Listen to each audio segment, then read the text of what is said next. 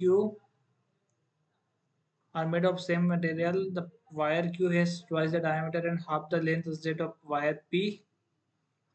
ठीक है भैया, P है और एक Q है,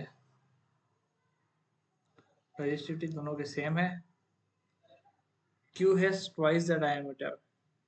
चलो तो ठीक है, ये होगा तो भाई से दो गुना डायमीटर क्या हुआ, मान लो ये R थी आपकी, तो इधर भी R बढ़ गई होगी और इधर भी R बढ़ गई होगी। राइट, बदमाश। चलो ठीक है, Q के पास में 2 टाइम डायमीटर है P से और half the length that of L। इसकी लेंथ L थी तो यहाँ पे कितनी होगी, L/2 होगी। करेक्ट है। करना क्या है, the resistance of wire Q will be okay. P का रेजिस्टेंस है R, तो Q का अपने को निकालना है। रेजिस्टेंस होता है R equal to rho L by A. Rho ठीक है, L की वैल्यू हो गई आपकी L/2, ए हो गया आपका पाई आर स्क्वायर। ए क्यू का ए कितना भाई, ए होगा आपका, इसकी रेडियस पे कितना इफेक्ट हुआ, पहले इसकी रेडियस आर थी, अब इसकी रेडियस 2r हो गई। जब उसने डायमीटर को चेंज किया है तो रेडियस कितनी चेंज हो गई, रेडियस भी 2 टाइम चेंज हो जाएगी। करेक्ट है, तो ये बनाई देता है आपको 4 टाइम पाई आर, ये होता है पाई आर स्क्वायर। एरिया कितना होगा, पाई आर स्क्वायर ना, तो ये हो गया 4r स्क्वायर। तो मुझे दिखाई देता है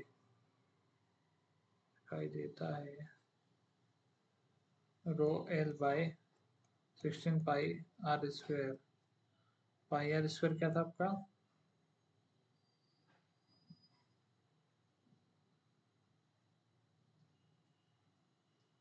अरे ये 2 है ना यहाँ पे, 4 टू जा 8, 8 पाई आर स्क्वायर। अब पाई आर स्क्वायर क्या था आपका, ए था, तो आप इसको लिख सकते हो क्यू का जो रेजिस्टेंस बना that is rho L by A. ए तो इसको आप बोल दिए आर, हार्ड इस आ गया R by 8। Question number C is the correct answer. ठीक है, एक और बार एक्सप्लेनेशन देते हैं चलो। जो क्यू का डायमीटर था वो 2 टाइम्स हो चुका था, तो अगर क्यू का डायमीटर 2 टाइम हो गया तो रेडियस भी 2 टाइम चेंज होगी। ठीक है, और रेजिस्टेंस होता है rho L by A, rho same है दोनों के लिए, लेंथ हो गया हाफ, तो L/2 हो गया लेंथ, और आर ए जो था वो था पाई आर स्क्वायर।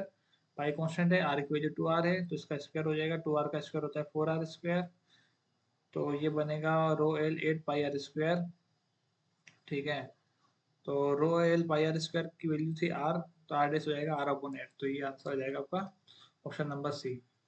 ठीक है, अब देखते हैं क्वेश्चन नंबर 9। क्वेश्चन नंबर 9,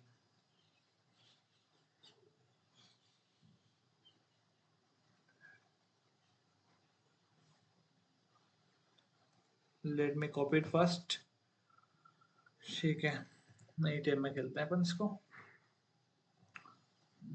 ये आ गया। The electric field at a point in a region is given by this much, okay, where A is a constant and R is the distance of the point from the origin, okay. The magnitude of potential of the point is, ठीक है, E की value given है हमको, that is A R upon R cube। A constant ठीक है, मैं potential कितना होगा सर, V क्वेश्चन में होता क्या है, V क्वेश्चन होता है A इंटू डी।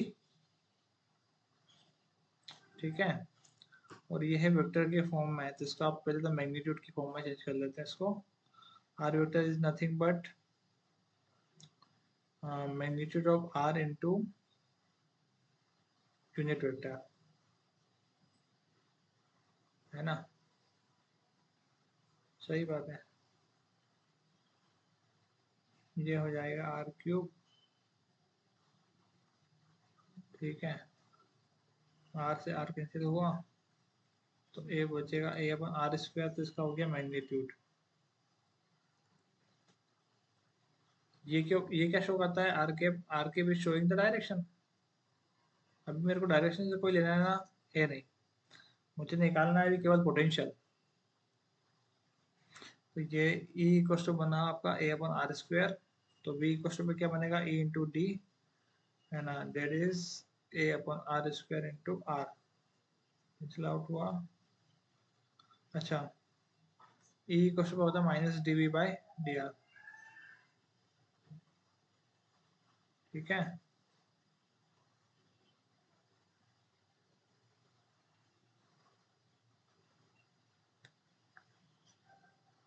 गड़बड़ हुआ है क्या।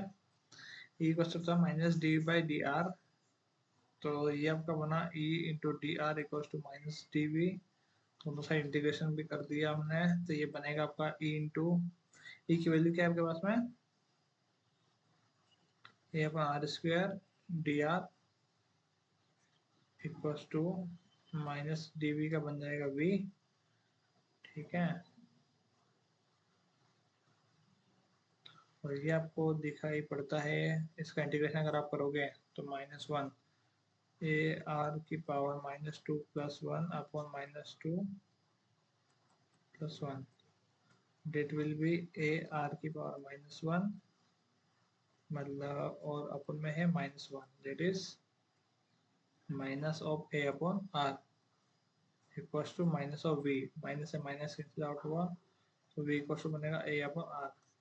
हाँ, ये हुई ना बात सही। इसका मतलब ये जो सॉल्यूशन है ये कुछ गड़बड़ है, ये मतलब वी को ई डी गलत लिया है, देख exact relation is this much, okay. तो भाई साहब, हाँ,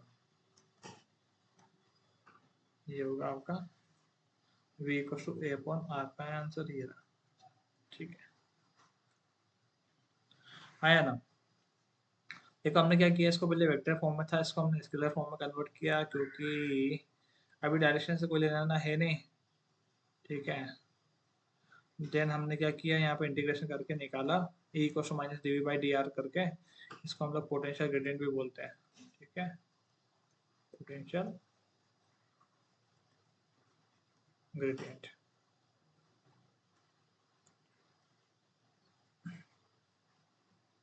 ये अपना आंसर आ गया, खत्म कहानी, आगे बढ़ते हैं, आगे बढ़ते हैं भैया। अच्छा, असर्शन रीजन्स वाले क्वेश्चन हैं भैया, क्वेश्चन 10, 11, 12, 13। इसका जो पेपर है मैं अपलोड कर दूंगा एक और बार किसी ड्राइव की लिंक पे। ठीक है, अभी के लिए हम लोग सेक्रेट हार्ट वाले केवल सॉल्यूशन देखते हैं। A negative charge in an electric field moves along the direction of electric field. Okay, बिल्कुल सही बात है। ये यहाँ पे अगर पॉजिटिव चार्ज है, यहाँ पे नेगेटिव है, तो इलेक्ट्रॉन जैसे मूव करेगा। सही है, और negative charge force acts in the direction of electric field, correct है। दो ही बात सही है, असर्शन भी सही है कि भाई उसी के डायरेक्शन में मूव करेगा, और रीजन भी सही है कि फोर्स की डायरेक्शन वही होगी जो इलेक्ट्रिक फील्ड की डायरेक्शन होगी, बिल्कुल सही। चलो, तो ये हो गया, assertion is correct, reason is correct, and R is the correct explanation of A. Very good. Let's see the next question.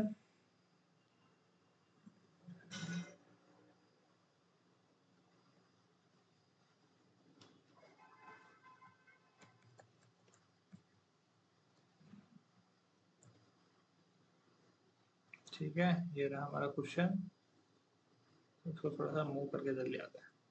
Electron has a higher potential energy when it is at a location associated with a more negative value of potential, a low potential energy when at a location associated with a more positive potential। देखो यार, potential energy तो क्या होती है, it's an scalar quantity, है ना।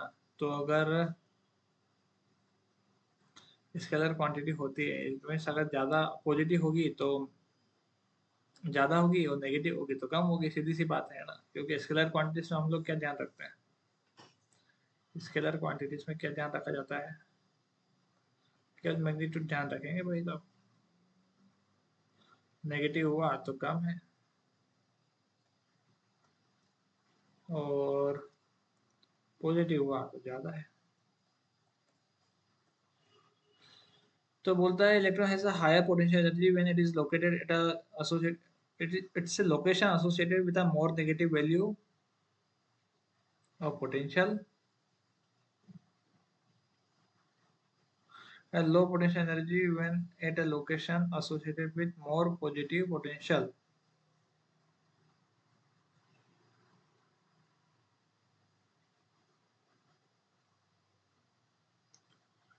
Electron है, minus का चार्ज है, लो पोटेंशियल, पोटेंशियल एनर्जी क्या होती है आपकी, जो वर्क डन होता है, और वर्क डन कितना होता है, V इंटू क्यू होता है।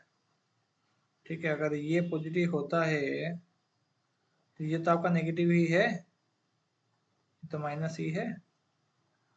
तो यहाँ पे आपकी जो पोटेंशियल एनर्जी होगी, अगर मान लो V आपका पॉजिटिव हुआ तो ये कम होगा, और V अगर आपका नेगेटिव हुआ तो ये ज़्यादा होगा, नेगेटिव नेगेटिव पॉजिटिव बनाएगा। क्या कहते हो, इतना मेरा नॉलेज जहाँ तक बोल पा रहा है मैं उतना ही बता पा रहा हूँ, ठीक है। हम लोग कोई सॉल्यूशन नहीं देख रहे हैं यहाँ पे एकदम।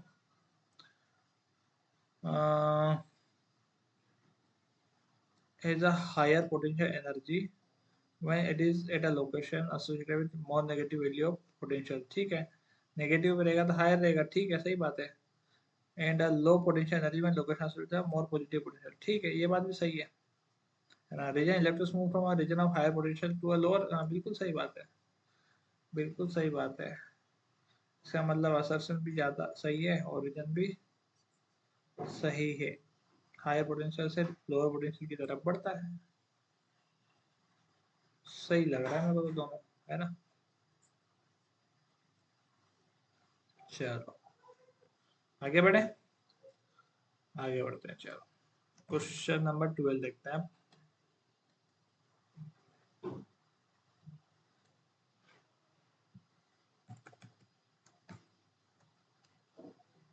नहीं टाइम में पेस्ट मारते हैं। When identical cells are connected in parallel to the external load, identical cells है जो कि connected in parallel to an external load, the effective EMF increases. क्या ऐसा होता है, जैसे मान लेते हैं, चलो रुक जा भाई, तो एक हो गई है बैटरी, एक हो गई है बैटरी, फिर एक हो गई हमारी ये बैटरी। आइडेंटिकल सेल्स है तो इनका इंटरनल रेजिस्टेंस सेम होगा और ईएमएफ भी सभी का सेम होगा। करेक्ट है सर जी। ये एक्सटर्नल लोड लगा दिया हमने आर। ये बोल रहे हैं ईएमएफ क्या करेगा, इफेक्टिव इंक्रीज करेगा। अच्छा, कितना होता है इफेक्टिव ईएमएफ या पैरेलल में डालते हैं, ये ऐसा कुछ होता है, even R one A two upon R two plus A three upon R three one one upon R one plus one upon R two plus one upon R three. देख लेते हैं भैया, इसका ही एग्जांपल लेके अपन एन नंबर ऑफ लगा रखी है उनने, अपन ने 3 ले लिया, कोई दिक्कत वाली बात नहीं। तीनों का ईएमएफ सेम है, इंटरनल रेजिस्टेंस भी सेम होगा क्योंकि आइडेंटिकल सेल्स है, ठीक है। तो ये हो जाएगा आपका 3 time E upon R upon 3 upon R, ये आर से आर कैंसिल आउट हो जाएगा, ये बचेगा 3 E upon 3, that is how much E, E. Correct है बात। तो इक्विवेलेंट ईएमएफ कितना बन रहा है, ई बन रहा है। और ये क्या बोल रहे हैं कि द इफेक्टिव ईएमएफ, ये हमारा क्या है, इफेक्टिव ईएमएफ है, इंक्रीजेस। इंक्रीज तो नहीं हो रहा है यार, ये तो एक सेल के बराबर ही निकल रहा है ना। बिल्कुल सही बात है यार।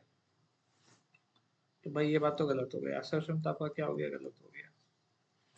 Then comes the all the cells will be sending unequal current to the external load in same direction। नहीं यार, सारी सेल अनइक्वल करंट क्यों भेजेगी जब सारी सेल ही इक्वल है। सेल्स सारी हमारी कैसी है, सेल्स हमारी सब कैसी है, आइडेंटिकल सेल है। आइडेंटिकल सेल का मतलब ही होता है कि ए में ये है, आर ये है ना। सब पैरेलल में है तो सब बराबर बराबर, सब बराबर बराबर कंट्रीब्यूट करेंगे। बैग में रखा हुआ है, नहीं रखा बैग में, स्कूल में ही है। ठीक है, बराबर बराबर ही कंट्रीब्यूट करेंगे। इट मींस ये अगर सबकी क्षमता बराबर है तो अनइक्वल करंट क्यों भेजेंगे भाई साहब, है कि नहीं?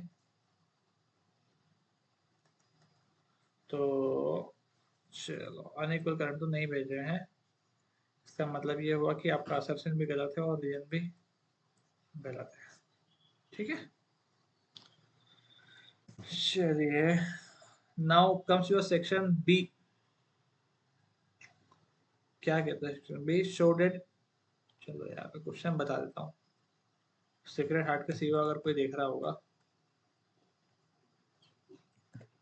तो उन्हें भी पता तो लग जाएगी क्वेश्चन क्या है। Show that E equals to rho into J leads to Ohm's law. Write a condition in which Ohm's law is not valid for a material. ठीक है, ये क्या Ohm's law को लीड करता है? बिल्कुल करता है भाई साहब, ये Ohm's law ही है एक्चुअल में। कौन सा Ohm's law है? कौन सा Ohm's law है सर? इसको हम लोग बोलते हैं vector form of Ohm's law। Correct है बात?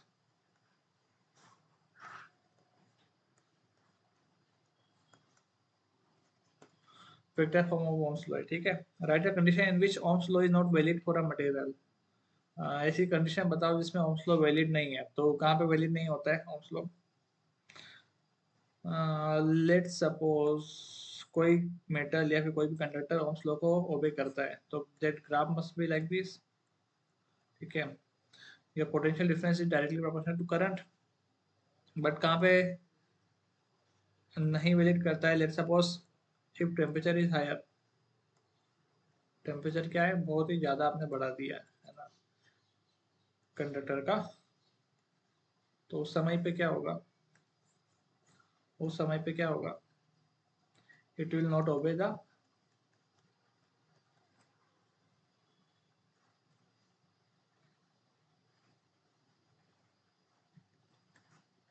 Ohm's law. ठीक है, ये बात क्लियर है?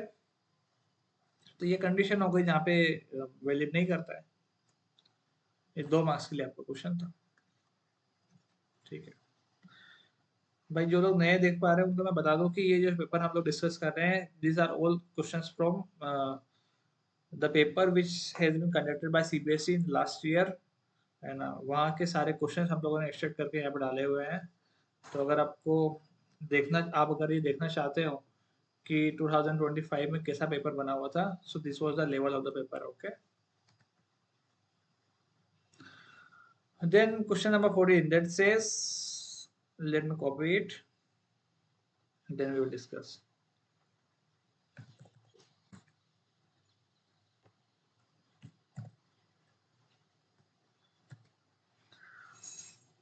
ये क्या हो गया भाई? ठीक है, two conductors A and B of the same material have their lengths in the ratio 1:2 and radii in the ratio this much. दो कंडक्टर है, सेम मटेरियल, लेंथ का रेशियो देके रखा है। ठीक है,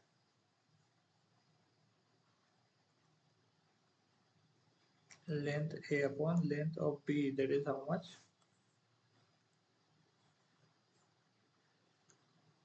that is how much? Okay,